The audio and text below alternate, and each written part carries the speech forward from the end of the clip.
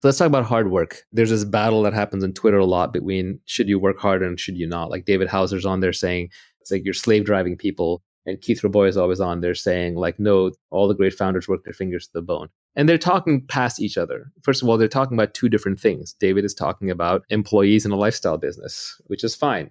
Your number one thing in life, if you're doing that, is not getting wealthy. You have a job, you also have your family, you also have your life. But Keith is talking about the Olympics of startups. He's talking about the person going for the gold medal and trying to build a multi-billion-dollar public company. That person has to get everything right.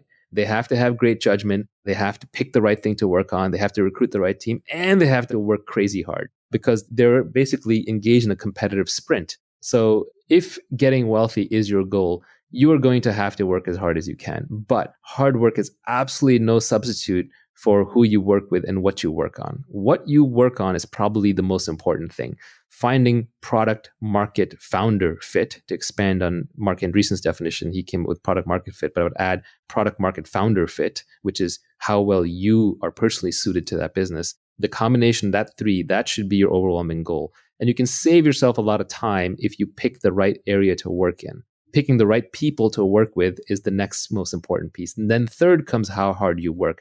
But they're like three legs of a stool. If you shortchange on any one of them, the whole stool is going to fall down. So it's not like you can pick one over the other that easily. So the order of operations when you're building a business is, or even building your career, is first figure out what should I be doing? What is something where there is a market that is emerging? There's a product that I can build that I'm excited to work on, and something where I have specific knowledge and I'm really into it. And then second, surround yourself with the best people possible. And no matter how high your bar is, raise your bar. Because you can never be working with other people who are great enough. If there's someone greater out there to work with, you should go work with them. I advise a lot of people who are looking at which startup to join in Silicon Valley. I say basically pick the one that's going to have the best alumni network for you in the future. Look at the PayPal mafia. They work with a bunch of geniuses, so they all got rich. So just try and pick based on the highest intelligence, energy, and integrity people that you can find. And then finally, once you've picked the right thing to work on and the right people to work with, then you work as hard as you can. This is where the mythology gets a little crazy. People will work 80, 120-hour weeks. A lot of that's just status signaling. It's showing off. Nobody really works 80 to 120 hours a week sustained at high output with mental clarity. Your brain breaks down. You just won't have good ideas. So really the way people tend to work most effectively, especially in knowledge work, is they sprint as hard as they can while they're working on something and they're inspired and they're passionate. And then they rest, they take long breaks. It's more like a lion hunting and much less like a marathon runner running. So you sprint, then you rest, you reassess, and then you try again. And what you end up doing is you end up building a marathon of sprints. Nivi just made the point to me on the side that inspiration is perishable, which is a very good point. When you have your inspiration, do it right then and there. This happens to me a lot with my tweet storms. I've actually come up with a whole bunch of additional tweet storms besides the ones that are already out there. But sometimes I just hesitate or I just pause and then it just dies. And what I've learned is if I'm inspired to write a blog post or to publish a tweet storm, I should probably do it right away. Otherwise, it's not going to get out there. I won't come back to it. So inspiration is a beautiful and powerful thing. And when you have it, just seize it. So people talk about impatience. When do you know to be impatient? When do you know to be patient? My glib tweet on this was impatience with actions and patience with results. And I think that's actually a good philosophy for life. Anything you have to do, just get it done. Why wait? You're not getting any younger. Your life is slipping away. You don't want to spend it waiting in line. You don't want to spend it traveling back and forth. You don't want to spend it doing things that you know ultimately aren't part of your mission. And when you do them, you want to do them as quickly as you can while you do them well with your full attention. But then you just have to give up on the results. You have to be patient with the results because you're dealing with complex systems. You're dealing with lots of people. It takes a long time for markets to adopt products. It takes time for people to get comfortable working with each other. It takes time for great products to emerge as you polish away.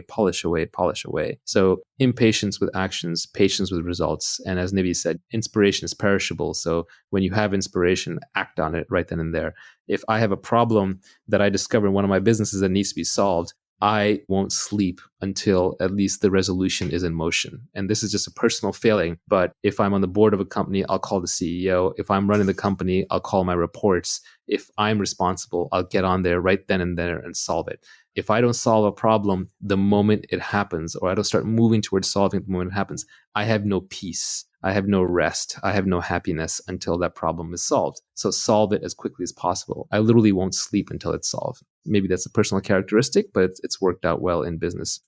We squander our time with the death of a thousand cuts. So another tweet I had was, you should be too busy to do coffee while still keeping an uncluttered calendar. People who know me know that I'm famous for simultaneously doing two things. One is having a very clean calendar. I have almost no meetings on it. And there are people that I meet with, when they see my calendar, they almost weep. While at the same time, I am busy all the time. I'm always doing something. And it's usually quote unquote work related, but it is whatever the highest impact thing is that needs to be done at that time and that I'm most interested, inspired about. But the only way to do that is to constantly, ruthlessly decline meetings. People want to do coffee and build relationships, and that's fine early in your career when you're still exploring. But later in your career, when you're exploiting and there are more things coming at you than you have time for, you have to ruthlessly cut meetings out of your life. If someone wants to do a meeting, see if you can do it with a phone call instead. If they want to do a phone call, see if they can do it with an email instead. If they want to do it with email, see if they can do it with a text message instead. If they're text messaging, you should probably be ignoring most text messages unless they're true emergencies. So one has to be utterly ruthless about dodging meetings. When you do meetings, do walking meetings, do standing meetings, keep them short, keep them actionable, keep them small. Any meeting with 8 people in it sitting around a conference table, nothing is getting done in that meeting. You're literally just dying 1 hour at a time. Doing coffee reminds me of an old quote, I think, from Steve Jobs when they asked him, hey, why doesn't Apple come to conventions? Or why don't you come to my convention? And his response was, well, then because we wouldn't be here working. Yeah, I used to have a tough time turning people down for meetings, but now I just tell them outright. I just say, look, I don't do non-transactional meetings. I don't do meetings without a strict agenda. I don't do meetings unless we absolutely have to. Nivi used to do this. He would email people when they would ask Nivi and I for a meeting, like coffee meeting, get to know you. He would say, we don't do meetings unless it's life and death urgent. And then that person has to respond, yeah, it's life and death urgent, or there's no meeting. When you have something important or something valuable, other busy, interesting people will meet with you. Your calling card has to be, hey, here's what I've done. Here's what I can show you. Let's meet and I'll be respectful of your time if this is useful to you. And I find that there are very busy, important people who will take your meeting, but you have to come with a proper calling card. All the people who tweet and who email famous or rich people saying, hey, if I could just get one meeting with you, and they're vague about it, they're not going to get anywhere in life. You have to build up the credibility. When, for example, an investor in the tech business and the venture business looks at a startup, the first thing they want to see is they want to see some evidence of product progress. They don't just want to even see a slide deck. They want to see product progress, because the product progress is the resume for the entrepreneur. It is the unshakable, unfakeable resume. So you have to do the work. To use a crypto analogy, you have to have proof of work. If you have proof of work and you truly have something interesting, then you shouldn't hesitate to put it together in an email and send it to somebody. But even then, when you're asking for a meeting, you want to be super actionable about it. But I would say even the other side, even if you yourself haven't made it yet, if you think you're going to make it by going out and networking and doing a whole bunch of meetings, you're probably incorrect. Yes, networking can be important early in your career. And yes, you can get serendipitous with meetings, but the odds are pretty low. And as we spent time talking about earlier, when you are just meeting people and hoping to get that lucky break, you're relying on type 1 luck, which is blind luck, and type 2 luck, which is hustle luck. But what you're not getting is type 3 or type 4 luck, which are the better kinds, where you spend time developing a reputation, working on something, developing a unique point of view, and being able to spot opportunities that others can't. A busy calendar and a busy mind will destroy your ability to do great things in this world. If you want to be able to do great things, whether you're a musician or whether you are an entrepreneur or whether you're an investor, you need free time and you need a free mind.